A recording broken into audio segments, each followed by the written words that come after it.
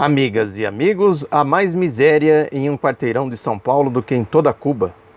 A formulação é do escritor cubano Leonardo Padura, respondendo a um jornalista da revista Veja, no programa Roda Viva da TV Cultura de São Paulo, uma pergunta provocativa que expressa bem o que é a mídia brasileira, como que a direita brasileira vê as questões progressistas, vê quem discorda do seu... que tem outro ponto de vista, sociológico, ideológico, político, histórico, porque é isso, quem não reza na sua ladainha é tratado desta forma. A Folha de São Paulo, por exemplo, deu manchete dizendo morre ditador cubano morre, alguma coisa assim. O noticiário todo permeado por esse adjetivo ditador, quer dizer, quem não reza pela ladainha deles é tratado, taxado como ditadura. A Folha mesmo fez um editorial no sábado dizendo que o governo chinês é uma ditadura. O Bashar al-Assad, por exemplo, da Síria, que é inimigo ideológico do sistema aqui, capitalista, imperialista, também é retratado assim como se fosse um ditador. Quer dizer, quem não é da turma deles é automaticamente ditador. Quem não é da ditadura deles, porque é importante a gente conceituar aí o que vem a ser uma ditadura, a ditadura do pensamento único, a ditadura dos seus costumes, dos seus métodos, da sua concepção de que a sociedade tem que ser dividida entre explorados e exploradores. Isso para eles é natural, Quem contesta, quem é contra, recebe esse tipo de tratamento. Os fatos, no entanto, desmentem categoricamente aquela história, Os ditados chineses sempre são muito precisos e é um deles que diz que a verdade está nos fatos. E os fatos, por exemplo, de Cuba, tem aqui alguns dados de 2014. Expectativa de vida, 78,22 anos. Taxa de mortalidade infantil, 4,7 a cada 1.000 crianças nascidas vivas. 6 médicos para cada 1.000 habitantes. É um dado de 2011 sobre a alfabetização, 99,8% da população cubana é alfabetizada. Quer dizer, isso supera índices de países ricos, dos Estados Unidos, da Europa. Menos de 5% de sua população é subnutrida. Olha aí, se comparado com o Brasil, cadê a miséria, cadê a falta de alimento? Isso nós estamos falando de uma ilha rochosa, com poucos recursos naturais, com todas as dificuldades do bloqueio, tem todos os elementos aí que precisam ser considerados, e no entanto o resultado é isso aí, esses dados aí que superam índices dos países ricos. Evidentemente que Cuba tem que ser comparada com o seu entorno, com a sua realidade ali, com a sua região, com outros países do Caribe. Como estaria a população cubana hoje sem a revolução, sem a adoção do socialismo? Essa é a questão, esse é o ponto de interrogação. Não dá para comparar Cuba com os Estados Unidos, não dá para comparar Cuba com os países da Europa, tem que ser comparado com aqueles países ali da sua região.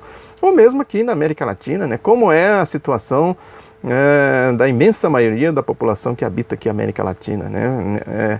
Só esses dados aqui que podemos considerar essenciais, fundamentais para uma dignidade de vida, para que se tenha uma vida digna, a gente vê as diferenças brutais. Outra coisa, como era Cuba antes da Revolução, antes de 1959? Ali funcionavam cassinos, bordéis, a população vivia em situações deploráveis. Quer dizer, a Revolução fez uma transformação rápida, eu já falei disso aqui, todos os regimes socialistas fizeram transformações sociais rápidas, Não é à toa que sempre sofreram cercos militares, ideológicos, midiáticos, porque é um novo mundo mesmo, um novo ideal de sociedade que vai despontando com essa realidade que a gente vai vendo aí diante da gravidade, porque a direita brasileira, por exemplo, tratou a morte do Fidel Castro nesses termos exatamente porque aqui, mais do que em qualquer outro lugar do mundo, o potencial para conflitos sociais é muito grande, porque se essa imensa massa que toma consciência do que é a situação social do país, certamente essa elite brasileira seria botada para fora imediatamente, botada para fora do poder nesse sistema de parasitismo que eles implantaram aqui. Mas eles são assim, pensam assim, O noticiário tratou o Fidel Castro não foi por outro motivo, a não ser a questão política, a questão ideológica, né? Sem contar aí os xingamentos de baixo nível, de baixo calão, além dos cachorros doidos aí, desses grupelhos aí de fascistas que apoiam a Operação Lava Jato, né? Teve colunistas da mídia também com este comportamento de baixo nível, né? O básico deles, o ponto de partida é que dizia que o Fidel é uma figura controversa, controvertida, coisa do tipo. Agora, nessa controvérsia, o que tem? Quem está de um lado, quem está de outro? Né? Essa controvérsia precisa ser vista aí, né? Desse ponto de vista não há problema nenhum a pessoa ser controvertida, né? Porque o Fidel Castro nunca fez questão de ser elogiado, né? De ser aceito por quem, né, pensa como a direita brasileira, né? Isso sempre na sua concepção estava fora de cogitação. Não é como deve ser o comportamento de todos os democratas, né? Os cidadãos civilizados do século XXI, né, com ideias de civilização, de democracia, né, não deve jamais ser condescendente com esse tipo de gente, né, dessa direita suja, né, golpista, né, corrupta, né, que rouba e parasita o povo. Quer dizer, por qual motivo essa direita mereceria algum tipo de consideração, né? E revela, enfim, a complexidade do que é o Brasil, da sociedade brasileira. Tem aí esse caso, por exemplo, do erro da Força Tarefa da Operação Lava Jato, essa condenação aí do ex-diretor da OAS, o Matheus Coutinho de Sá, que teve a vida completamente destruída, né, por esses... É que eu já falei aqui, né,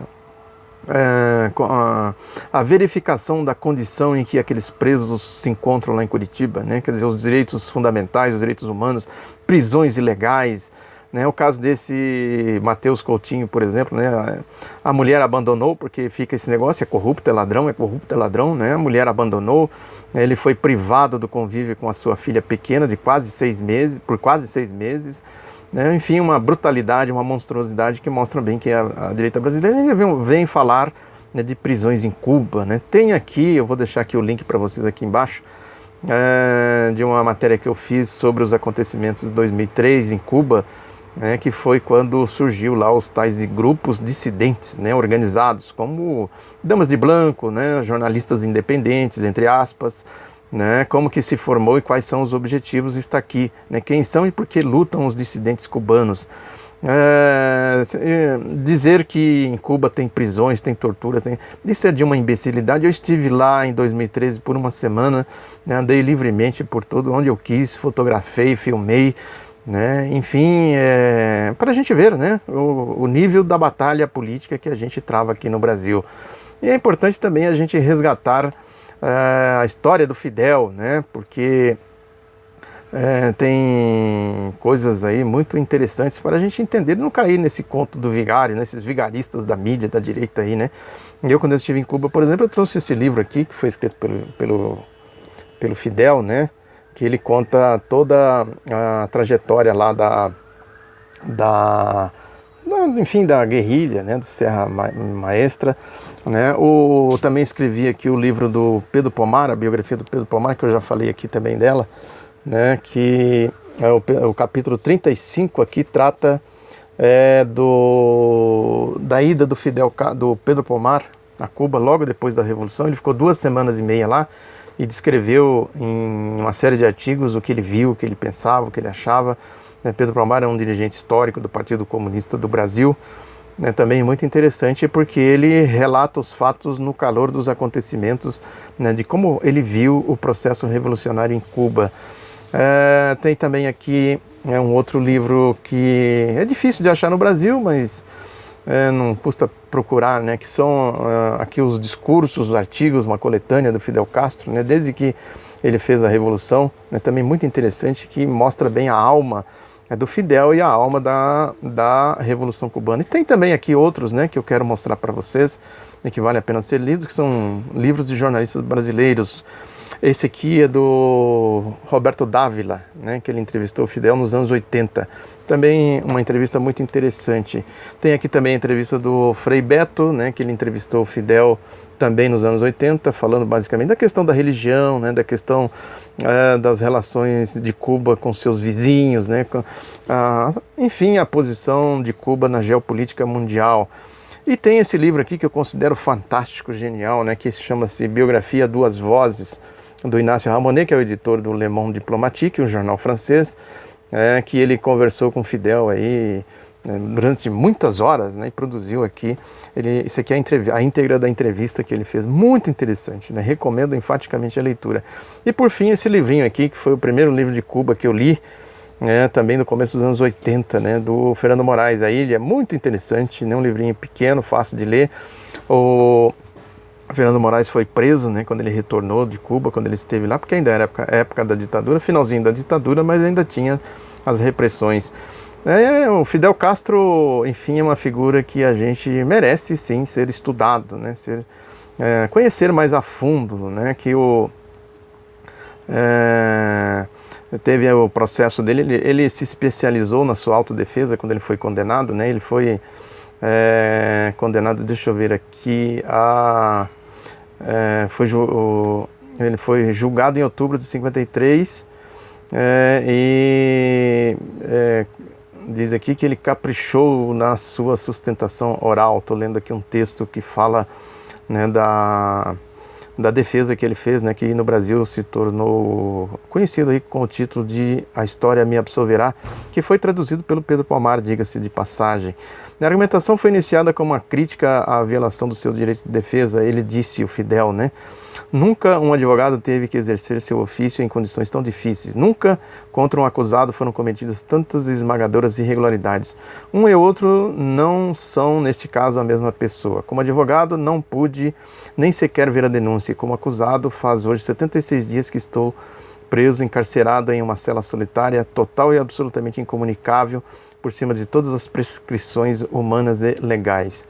É algo muito parecido com o que acontece aqui com a Operação Lava Jato. Em seguida, o Fidel explica por que não buscou outro advogado para representá-lo. Ele disse, tive que assumir a minha própria defesa ante esse tribunal por 2 motivos. Um, porque praticamente fui privado dela por completo. Outro, porque só quem tiver sido ferido tão profundamente e tenha visto a pátria tão desamparada e a justiça tão aviltada pode falar em uma ocasião como esta com palavras que sejam sangue do coração e entranhas da verdade.